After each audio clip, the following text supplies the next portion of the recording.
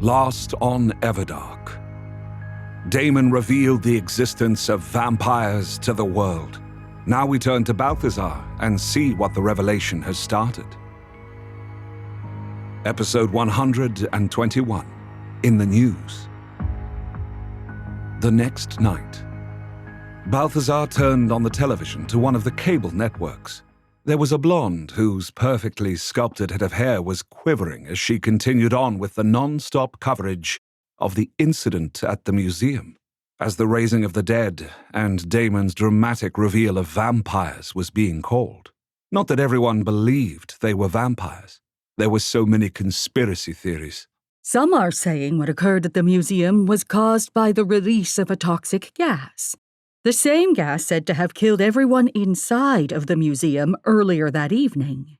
I have with me Dr. Pamela Gunn, who is going to weigh in on this explanation. The pretty but very serious-looking blonde reporter said. Dr. Gunn, is it possible for people to all share the same delusion? Dr. Gunn was a woman in tweed in her mid-50s who wore glasses and looked like she should have been in front of a chalkboard. Well, Samantha, yes it is. In fact, that is what is thought to have fueled some of— Balthazar laughed. Oh, please! So are we saying that the cameras are delusional too? They recorded what happened. He had watched all that footage, over and over and over again. Damon really had been magnificent. Balthazar was certain he would have found the Vampire King to have been even more so if he had been there. But no. He had been falling for Callie's trap, being nearly given his second death, being rescued by Camorn and then convalescing. He'd missed all the fun. How can they even be suggesting mass delusion? Balthazar waved the remote everywhere as if to somehow indicate by gesture how ridiculous that was. But Christian and Camorn, who were huddled on the couch together behind him, were deep into discussing ways to track down the various Callies and the Harrow soul gems and didn't say a word. The three of them were in the beautiful front meeting room with the grand fireplace, piano, and 2-story-tall bookshelves in House Ravenscroft. The television was over the massive fireplace that one could see through to the other side. This was one of his favorite places, but he was not happy because he was the only one at loose ends. The whole of House Ravenscroft was busy as beavers working on things for House Winter, as they were controlling the city since everyone human in power had been wiped out the night before. Balthazar was not involved in any of it because he was to be resting, but he wasn't going to just lay down in his rooms quietly, not when so much was at stake, and Christian couldn't lay beside him. But despite him being up, no one would give him anything to do. He was even barred from entering Artemis's, Callie's, mind, as he was still considered too fragile. And he was annoyed and hurt and, well, so many things that made him grouchy and unable to sit still even though he was a bit tired. He glanced back at Christian and Camorn. They were seated quite close together. Not that he worried there was anything sexual there. That would have been easier to deal with. No, they were friends. No, more than that. Mentor and mentee. They got along well, which he understood in a strange sort of way. Camorn was good to have on one side in a pinch. Maybe more than that. He and Camorn were blood brothers, so it made quite a bit of sense that Camorn should be close to Christian. But Christian was ignoring him. Well, Christian hadn't the first dozen times Balthazar had had an outburst at the television. Christian had simply told him that he shouldn't be either upset with himself about losing to Callie or about Damon revealing the existence of vampires without him. He really had no choice, Christian had said, gently patting his shoulder. Callie had overrun the city with zombies. It really was too good a chance to pass up. I know he wanted you there. According to Julian, you're the one who was supposed to give the speeches to the humans during the next part. When is the next part? And don't we have to deal with Callie and get Julian's parents back and— Yes, to all of that. But you need to rest. Camorn has told me what you underwent. He can't believe you survived it, let alone are up and about. Christian had placed 2 fingers over his lips. Balthazar had grunted in a way that he hoped sounded strong and brave. Yes, well, I am hard to kill. and Callie is certainly not going to kill me.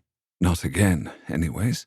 So no, he was not at all sore that his best friend hadn't let him be a part of the insanity, and left him instead to deal with Callie, unsuccessfully. Balthazar sighed and moped some more. Their chance to simply infect the Artemis Callie with his mind bug and send him back to the collective Callie was likely a bust. Callie likely knew that he had killed the Moira Callie and captured the Artemis Callie. They would be suspicious if Artemis Callie would now return, and it was all his fault. If only I hadn't messed up. It would have worked flawlessly. But no, I got cocky. He turned his head to Mephi, his battle cat who was perched on his shoulder. Head kisses between those soft ears made him feel better. Not much, but still better. Let's find another conspiracy theory, shall we, Mephi? The humans are really scraping the bottom of the barrel with this one. He told his battle cat and changed the channel. The next cable news network had a panel of guests led by a handsome man with dark skin and darker eyes. He looked solemn and sober and emanated reasonableness. Too bad the truth will seem anything but reasonable to people, Balthazar murmured. The dark-eyed man stated to one of his panel of 4, a man with a white beard and penetrating blue eyes. Now, Professor Richard Grove, you are a professor of folklore studies at Miskatonic University. You've studied vampires for over 40 years. The reporter said this respectfully, even though some would have wondered at any adult studying vampires for 4 decades. You think that this King Damon is the real deal, yes? A real vampire? Professor Grove stroked his beard and seemed to hold the viewer's gaze before he spoke. Yes, I do. I want to put something to you and the audience, Derek. If you were to hear of a concept of, let us say, immortal blood-feeding beings, not just from one society on this planet, but from every society, and this was before the internet, mind you, would you think it is a coincidence? I admit that is strange, Derek said, but his expression, though still somber, looked unbelieving. Come now, Derek, think about this. Can you really believe that societies who had never come in contact with one another all had the same idea about a creature and what? Just imagined all of it? Professor Grove pressed. But if vampires are real, wouldn't that mean other fantastical creatures are as well? Like werewolves? Derek pressed, his lips twitching. Considering that Caemorn's werewolves, Tarn and Farun, were in his garden, tearing up his plants at that moment, Balthazar wished they weren't real. Derek, my boy, put aside popular culture of vampires now. Put aside your feelings about them and admit that if we were speaking of anything other than vampires, you would think that these disparate societies are saying the same or similar things about beings like these because they are simply reporting what they had seen. Professor Grove pushed. Now that may be a man we'd like as an Iros, Mephi. He's able to change people's minds, Balthazar said as he kissed Mephi's overlarge ears. The cat mewed in agreement. Derek appeared to be considering this. He nodded a few times. It would seem logical, but vampires? Yes, I know. They are like a dream and nightmare come true, Professor Grove answered. Imagine what they must know. Think of the powers they showed us last night, and then consider what they want now that they have revealed themselves. Derek's eyes widened. Want? You think they want something? Professor Grove's penetrating blue eyes narrowed. Of course. And what is it you think they want? Derek asked, looking disturbed. What would an immortal race of beings want from their food source? A food source that seems intent on destroying itself and the planet it inhabits, Professor Grove suggested. Derek blinked. By food source, you mean us? Humans? Professor Grove let out a mirthless chuckle. Well, of course, Derek. They are vampires, after all. Derek, blinking rapidly and looking shaken, then turned to another of his guests, a man with hair shaved on the sides and long on top, wearing a faded band t-shirt over a long-sleeved shirt. Now, Kevin Hearn, you have been in the practical special effects business for over 20 years. What we recorded last night... Next, Balthazar pronounced loudly as he turned the channel. Mephi mewed piteously as he had been falling asleep, and Balthazar's loud voice had woken him. More head kisses were necessary. They can't seriously think that this is special effects, Mephi. What Damon did would take a special effects department an incredible amount of post-production to even come close to what he did. Balthazar soothed the battle cat, who gave him a sleepy mew before snuggling his head under Balthazar's chin. And that feed was live last night. Not to mention that if this were a hoax, then multiple television stations would all have to be in on it. Do they really think the entire media would conspire to pull off a stunt like this? He glanced back at Camorn and Christian, whose heads were still close together, as they both were looking into some large crystal. It reminded Balthazar of a crystal ball that a fortune-teller would look into at a carnival. But this one glowed red, and seemed to actually be showing Camorn and Christian something. For new members, it can be overwhelming to get hit with my entire story archive at once. So I want to tell you about one of my greatest hits, The Elven King's Blade. It's high fantasy. Here's the blurb. Elven King Athodin and modern human Kieran are unknowingly bonded across realms, but unless they complete the bond, they will die. Discovering his blade is human is impossible for Athodin to accept. For Kieran's part, accepting his fate to save an elven kingdom is just as hard to take. The Elven King's Blade is a fan favorite, and I hope you check it out if you decide to become a member of my serial website, raytherain.com. You know, you could come over here and learn something. Camorn stated without taking his eyes off of the crystal ball. I'm not a Callie, remember? Balthazar sniffed. Ah, but you are. Christian is proof that you are both Iros and Callie bloodlines. Camorn countered him calmly. They'd had this argument half a dozen times since the night before. You should be grateful for having both bloodlines and both gifts. With Christian being a speaker to the dead, that means you must have untapped Callie gifts. Balthazar crossed his arms over his chest.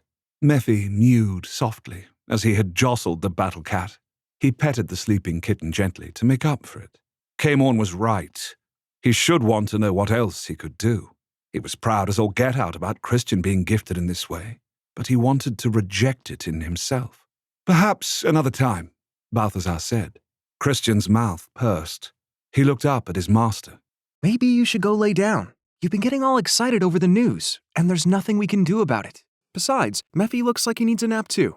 Damon and Julian are napping together, Balthazar muttered. Christian smiled. I would like to lay down with you, but... You have important things to do. Yes, I know. And Damon isn't completely just enjoying himself. He's communing, or whatever he does. Balthazar sighed. He wanted to speak with Damon. He could just reach out and touch the Vampire King's mind, but he knew that Damon had expended a lot of energy the night before. He needed to recharge himself. He was nowhere near full power, but was already doing godlike things. Balthazar didn't want to disturb him and Julian. You know he doesn't blame you about Callie, right? He told you that. Christian reminded him, even as his eyes were drifting down to the crystal ball again. Yes, I know he doesn't, but if I don't have one of Callie's forms here, within my grasp, I can't do what needs doing. Balthazar threw up his hands in the air. Mephi dug in his claws as he was nearly forcibly dislodged from his body. He let out a yell and a hiss. It took many kisses and pets to make the kitten calm down again. Camorn and Christian exchanged knowing looks. He narrowed his eyes. I am not like a cat. All claws and wild hairs. I'm fine, Balthazar told them forcefully. He told the whole hall, actually. There were vampires who stopped in their tracks as they were going down the hallways or passing through the great room. He smiled, nodded, and gestured for them to move along. They did so, but only after casting suspicious glances at him. They were wondering about his sanity. He was wondering a little about it too, if he were honest. He changed the channel once again. Now I want you to look closely at this footage. This young man, this is Christian Thorne. The reporter, an Asian woman in her 30s with severely bobbed black hair, was saying to her co-host, a brunette with green eyes. There was an image of Christian from the interview he had given last night. Well, it wasn't exactly an interview, but a few words. And here he is again. And once more there. Look how he moves. Look at his eyes. They weren't silver before, yet now they are, like all the supposed vampires. The Asian reporter stated. Yes, Amy, I see what you're saying. Let's cut to some of his and Julian Harrow's web series. The brunette reporter said. Behind the two women, it showed Julian and Christian, both in front of the camera in what looked to be an exotic location with a jungle and a mostly obscured ancient temple. Balthazar remembered that episode. He had greatly enjoyed seeing Christian's white t-shirts cling to his chest as sweat plastered it over his lithe body. He did not have to look over at that lithe form now to know that Christian was at attention. I cannot believe I spoke to a reporter that night. Christian shook his head. You were trying to help calm them down, Balthazar reminded him. Yes, but I don't know. I sort of wanted to remain in the background. I always liked being more behind the camera than in front of it. Christian admitted with a shrug. But the camera loves you, Balthazar grinned, especially when Christian blushed. Did you really watch our show? Christian asked him. Every week, dear heart, Balthazar winked. And I thought of you often. Is that supposed to be romantic? Camorn asked dryly. You sound like a stalker. I am not a stalker. I mean, I may have done things that, well, I watched over you and enjoyed watching you, Christian. Balthazar got out. Christian smiled. He did, though, have high color in his cheeks. I know.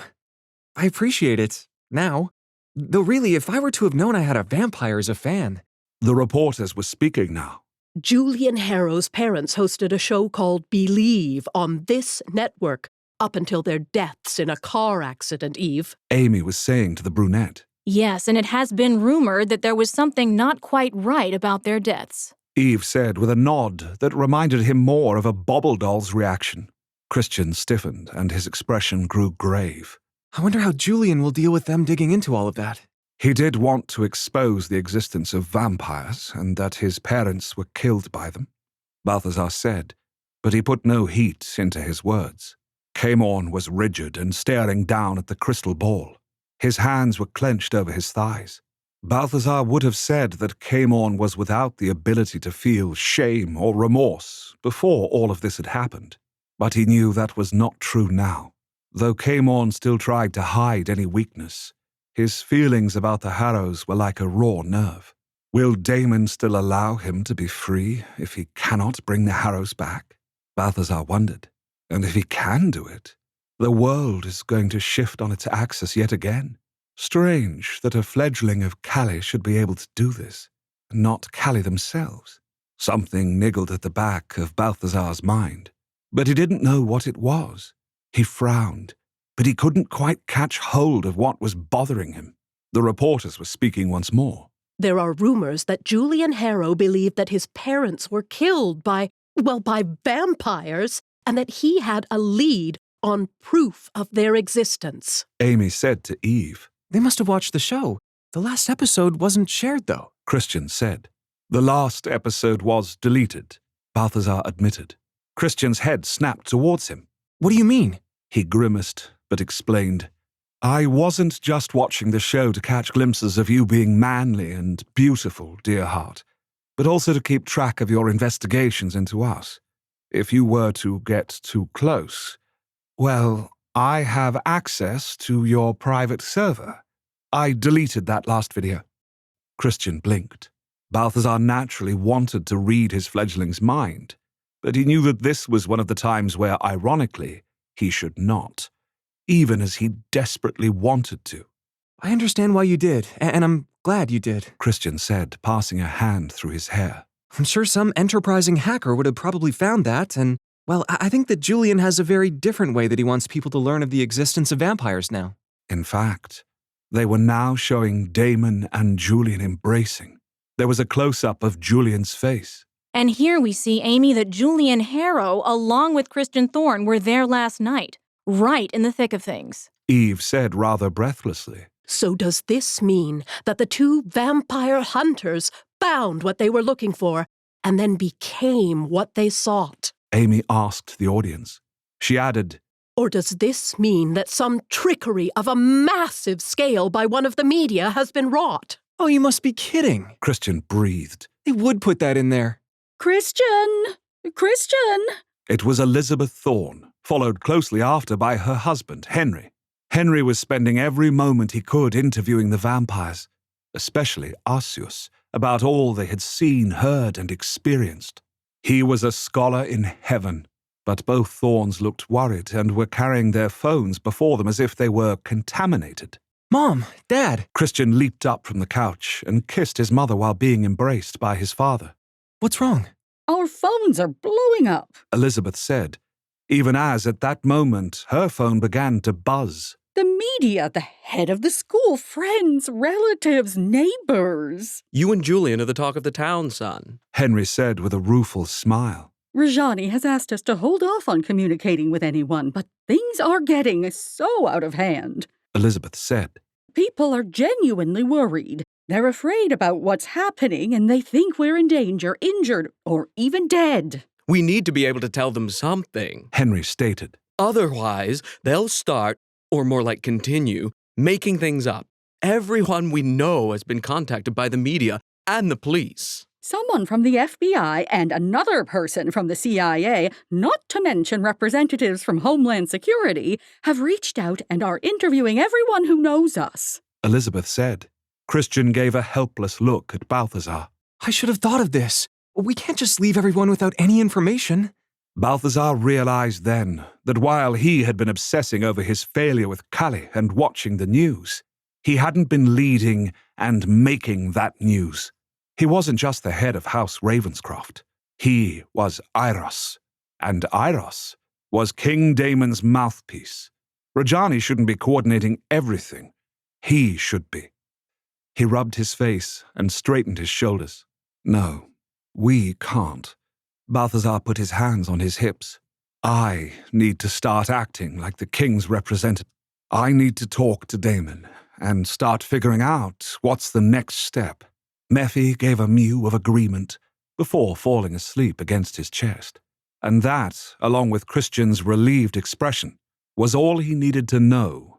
He was finally doing the right thing. Join us next time for episode 122. Location, location, location.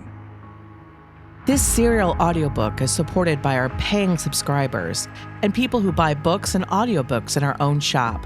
Enough people keep giving us money so that the Raythe Rain team can keep paying their rent and publishing this story free on YouTube and Spotify.